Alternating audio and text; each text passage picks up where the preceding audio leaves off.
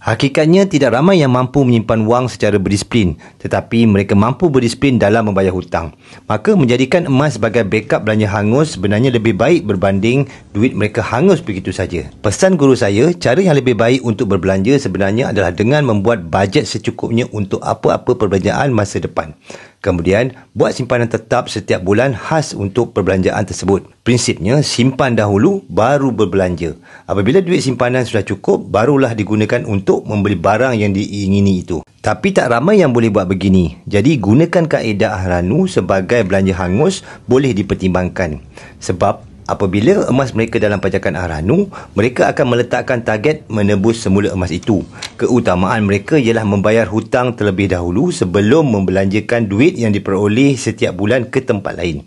Kesudahannya, barang yang diingini dapat dan emas itu masih kekal milik mereka. Walaupun dari sudut matematik, mereka rugi disebabkan kos pajakan yang perlu dibayar, tetapi dari sudut psikologinya, mereka menang.